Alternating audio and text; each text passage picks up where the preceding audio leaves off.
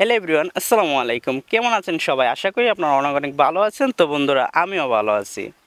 আপনারা ইদানিং দেখতেছি আমাদের ফোনের যে কল ডায়ালারটা এটা কিন্তু চেঞ্জ হয়ে গেছে। বিভিন্ন ফোনে দেখবেন আগে কল ডায়ালারটা ছিল একরকম আর এখন হয়ে গেছে অন্যরকম।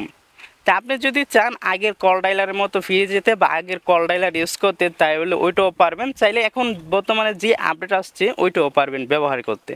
তো আমি আপনাদেরকে এই ভিডিওতে দেখিয়ে দিব কিভাবে আপনি আপনাদের যে আগের কল ডায়ালার রয়েছে সেটা কিভাবে ইউজ করবেন বা সেটা কিভাবে ফিরিয়ে নিয়ে আসবেন, এই ভিডিওতে দেখিয়ে দিব। তো চলুন কথা না বাড়িয়ে ভিডিও শুরু করা যাক।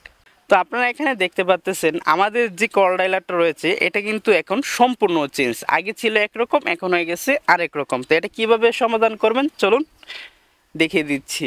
এর জন্য চলে আসবেন গুগল প্লে স্টোরে। গুগল প্লে স্টোরে আসার পর এখানে সার্চ বক্সে ক্লিক করবেন।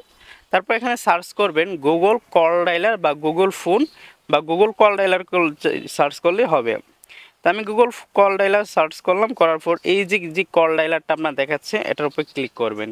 ক্লিক করার পর এখানে দেখুন দেওয়া আছে ওপেন, এর পাশে দেওয়া আছে আনইনস্টল। আপনি কি করবেন, এই আনইনস্টল একবার ক্লিক করে দিবেন।